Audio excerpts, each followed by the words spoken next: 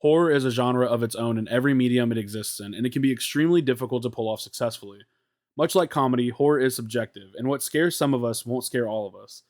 That's why when horror is done right, it's all too exciting to consume. There are many attributes that horror genre media follows, such as having a typically shorter runtime than other genres.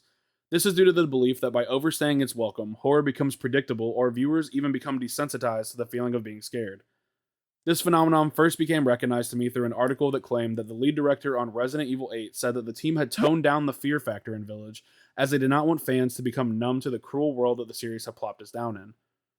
This article really stuck with me, and I remember applying this ideology to why horror movies are shorter than other genres and why there are breaks in between scares to build the tension. I've always loved the horror genre since I was old enough to be able to partake in the deranged killers, the scary ghosts of legend, and small cursed Roblox players running a town without any adult supervision. When I was younger, horror movies really did scare me. I remember just watching the trailer for the original Grudge movie, and I cried outside my parents' room every night for a week until they would come and scoop me up and let me sleep in their room. Something about that odd little cat boy Papa didn't trust.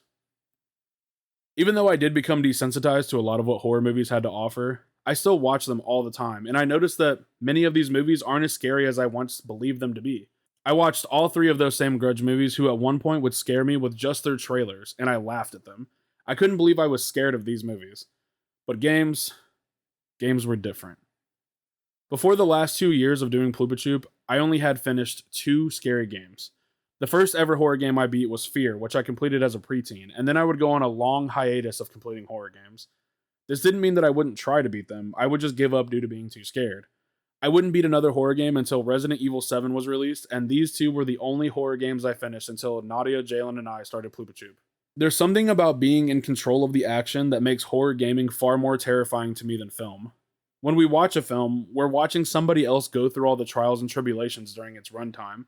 There is a certain disconnect here that I feel because of this, and while I definitely have empathy for these characters, I'm seeing their story be told to me from an outside perspective, and as such, I don't really feel like I'm going through it. Video games have an extra layer of interactivity that, when utilized effectively, can make us as the player feel like we're in the room with the giant man-eating fetus monstrosity. Starting this channel made me a braver gamer. The quest to make content made me play a ton of horror games, and at this point, we have completed a lot more. The pinnacle of my fear was when I played Visage on my Twitch stream last year, and it was brutal. This game really left its mark on me. As a grown man, I had nightmares about this game. Visage did so much right, and it really earned its place as one of the scariest games I have ever played. After playing Visage, I experienced that similar desensitivity to horror games. Games that were once extremely scary to me just didn't hit as hard. For instance, I was truly afraid of Phasmophobia the first time I ever booted it up, whereas post-Visage, I could clear a house by myself if I really wanted to. This feeling really sucks because you feel as though you don't get the same enjoyment out of something you love. And I know, it sounds crazy, but I genuinely love the feeling of being scared. There's something therapeutic about being horrified and then overcoming your fears and seeing the end credits roll. One day, in my attempt to be scared again, I played a ton of itch.io horror games by myself while Nadia was at work, and then I found it. I was scrolling through games and I noticed a demo that I had seen before on the Twitch streamer Sears channel, the Mortuary Assistant. After playing it, this game was just as unnerving, if not more so than Visage, and that's what I want to talk about today. Welcome back to another episode of Break the Backlog, the show where I, your host Dylan, aim to cover every game in my extensive and embarrassingly large backlog. Make sure you like and comment on the video, as well as subscribing and hitting that notification bell if you want to see more content like this. With all that out of the way, get comfy, grab a snack, please don't eat over the dead bodies, and let's talk about the Mortuary Assistant.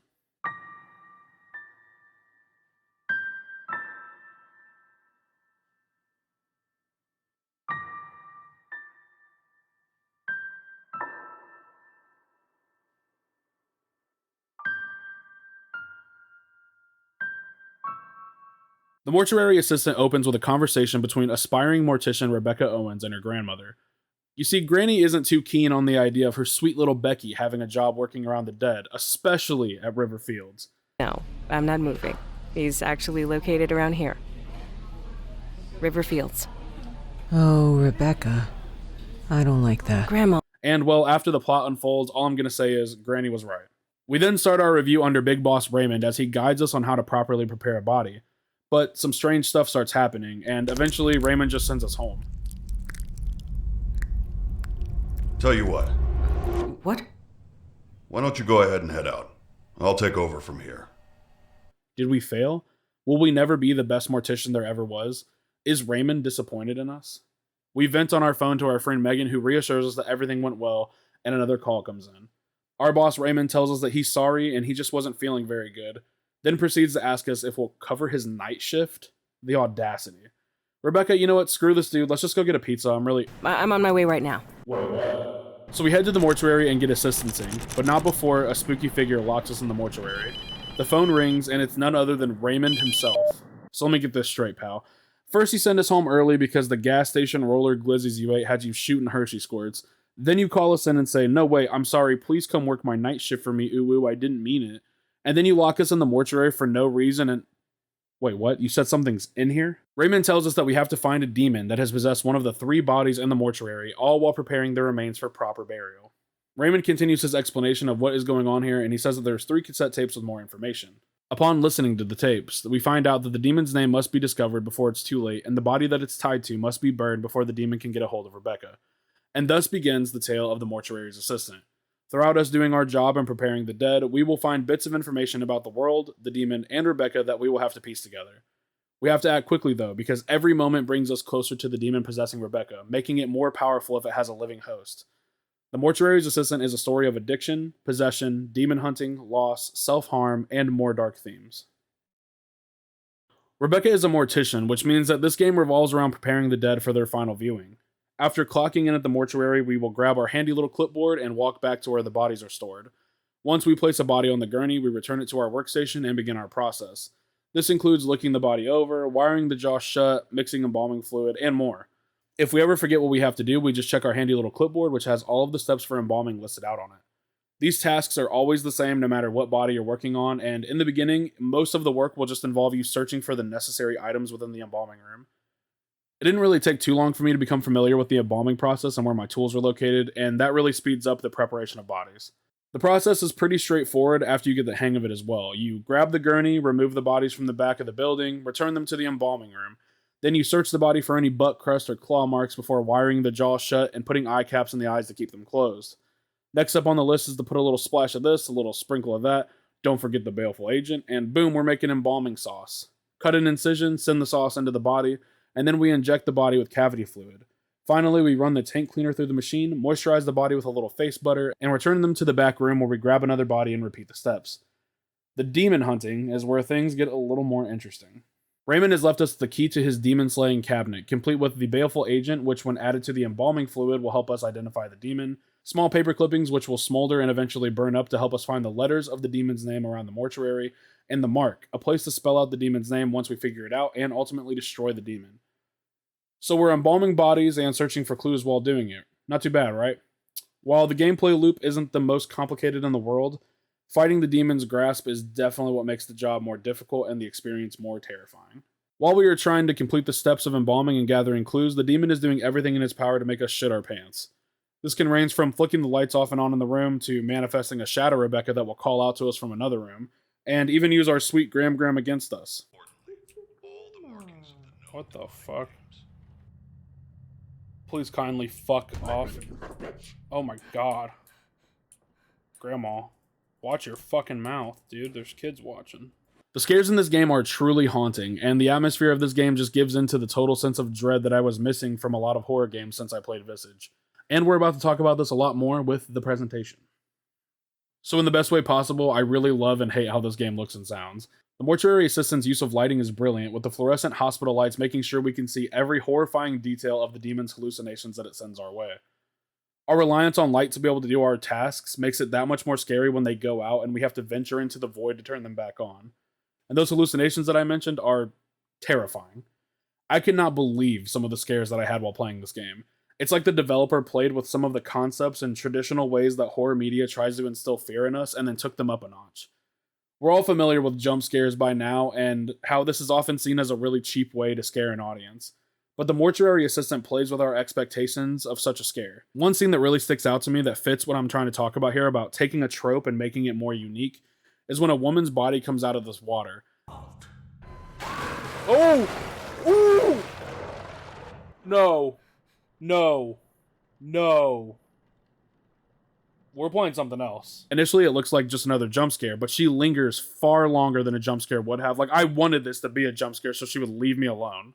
I feel like I could tell that this developer watched a lot of horror movies and that there are sparks of inspiration that I admired in this game. The playing with jump scares that I mentioned before reminds me of the movie Strangers, when this woman pulls back a curtain. We all know this classic horror movie scene where a victim pulls back a curtain and nothing is there, right? Before, boom, jump scare, the killer was behind her the whole time. Except when she moved back the curtain, there was somebody staring at her face to face. This subverted our expectations of the horror genre, and that scene is all the more terrifying because of it. In a similar fashion, the Mortuary Assistant plays on this as well, with the scare I just mentioned, and with many more. It really does take a lot of tropes and subvert them and make them more scary. It really highlights a lot of what modern horror is doing wrong. I think another reason that the Mortuary Assistant is truly unnerving is that the scares are random and well thought out. I felt safe for some reason when I was logged onto the computer, but all it took was for a shadow to approach me one time while I was entering information for me to immediately lose that sense of safety. Out of habit on all horror games, I close the doors when I enter rooms because it just makes me feel like I'll be left alone. So I did the same thing in the embalming room. The demon will open those doors whenever it wants to and drag us into its hellscape to show us memories and horrible things.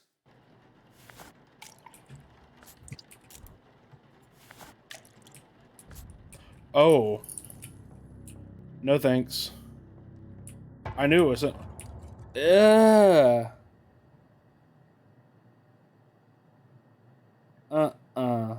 This game creates a feeling of never really being safe that you don't find all too much in video games. The only time I truly took a breath of relief is when I saw the body that I suspected of being the demon being burned in the furnace, because at least I know whether I succeeded or I failed and I'm about to get possessed, the shift is over. It's the worst part is over, finally. These scares being random makes every shift an intriguing nightmare. I kept coming back to unravel more of the story and get more of the endings that the game has, and at the time of recording, I have 3 out of 5. I still feel like there's so much of this game that I haven't seen because of the truly random nature of the scares. You never know what to expect or when to expect to be scared. You don't even know what you're going to see when you're going to be scared. The only thing you know for certain is that the scares are coming and the demon is in here with you, waiting for a moment to strike. And that is chilling. I thought the design of the world was grisly and dark, and the cooler color palette really fit the atmosphere correctly. Operating on some of these bodies was really uncomfortable in the beginning, before all the scary stuff even started. I also feel like there was a certain horror masterclass done here on how to build tension within a game that has a fairly simple gameplay loop. I think this is achieved by just the small details being done right. For example, how we are positioned over the body as we work on it means that we often can't see the rest of the room. This led to many times where I was actually afraid to step away from the table and finish my tasks, and many times where something actually would be waiting for me to get done so it could scare the shit out of me. This attention to detail can also be found in the sound design, which is really well done. The percussive and almost hollow thud of the wire injector going through the mouth of the deceased makes your skin crawl just enough that it left me dreading what may be next. Or extremely subtle. Once you are certain the demon is bound to its vessel, burn it. Finally, the piece. Also, the mortuary is silent aside from the noises that Rebecca and the demon make, and the thunderstorm outside. This means that every little thing that shitty demon gets into, we have to hear. If he's banging on doors in cold storage, or if Grandma really just wants to be let into the mortuary, we hear everything that the game wants us to hear. This silence also does so well in aiding of the feeling of true isolation here. It's just us, and the bodies, and the demon. No Chris Redfields or Leon Kennedys to come save the day. It's just us and the villain. This isolation is something that this game and Visage share, and it's very, very overwhelming sometimes. The dreadful feeling of being alone on top of everything else we have to endure makes this journey into the void that much scarier. Sure, in horror games, the sidekicks are usually useless or just cannon fodder, but sometimes I would feel a lot safer with them around. Maybe it's my human need for companionship, or maybe it's just because we have something to throw at the zombies when shit hits the fan, but Mortuary Assistant gives us no such companion. And the fear of being alone is something I believe that we all share to some degree. The Mortuary Assistant is a really well-made horror game. It takes a macabre, if not mundane job, and turns it on its head when everything around you can be manipulated and cannot be trusted. And I feel like by doing so many things right and reworking tropes that many horror games these days rely heavily on, it stands out for many of its counterparts. This game nails everything a horror game should. The main task of the game is unsettling enough. Now add in a horrifying entity, a well-done atmosphere, and tension being built all the time as the scares ramp up. The open-ended nature of starting new shifts and trying to get all 5 endings was a great choice because I feel like I simply cannot put this game down. The aforementioned isolation being strengthened by the deafening silence in the mortuary until something unnatural happens, the fluorescent lighting that the demonic entity gets to play with while it's scaring the hell out of us, and the unique twist on classic horror mechanics, this game has everything. The Mortuary Assistant is such a good example of being truly terrifying, and the fact that it was made by one guy is insane to me. I cannot give enough praise to DarkStone Digital for what he has managed to accomplish here. You deserve a long break, my friend. I would highly recommend you guys check out the Mortuary Assistant on Steam if you haven't already. It deserves your time and attention. This game is brutally terrifying in all the right ways. Seriously, if you have the money, just go and check it out on Steam right now. It is well worth your money. Thank you so much for spending some time with me today. If you like this video, remember to like, comment, and subscribe. And don't forget to hit that bell icon for more videos like this. Until next time, study up on your demon names, stay safe, and I'll see you in the next one. Peace.